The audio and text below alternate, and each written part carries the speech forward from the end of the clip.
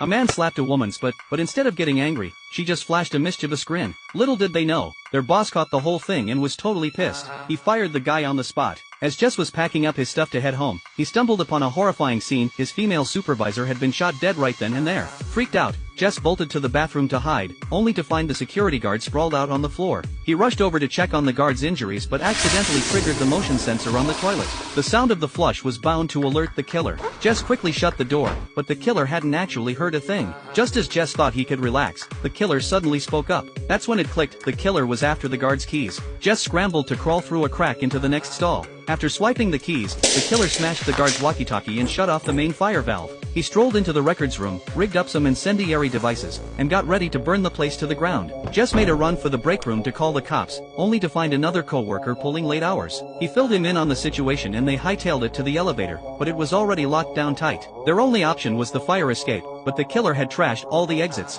They decided to split up if the co-worker would send out an SOS on the computer while Jess searched for another way out. Suddenly, Jess spotted the killer and raced to warn his co-worker. The clueless guy blurted out that the network had been cut, and even though Jess clamped a hand over his mouth, the killer still heard him. Following the sound, the killer barged in to find the room empty, but the computer was still on. He yanked out the power cord and took off. But they had underestimated the killer's smarts. They had barely made it out when the killer caught them, well, just the co-worker trying to call for help. The killer put a gun to his head and grilled him about anyone else in the building. The co-worker swore it was just him. Meanwhile, Jess was hiding in the shadows, watching in horror as the killer strangled his co-worker to death. To save his own skin, Jess swiped the dead man's keycard and slipped into the stairwell, only to find a female co-worker collapsed in the corner. He nearly screamed, but the killer was right outside, dragging the manager's corpse to dump in the stairwell too. Jess's legs turned to jelly as he listened to the killer's footsteps getting closer and closer. Luckily, the killer got a phone call and ran off in the opposite direction. But as he passed Jess's desk, he spotted Jess's cell phone. The killer realized there was still one more person hiding somewhere.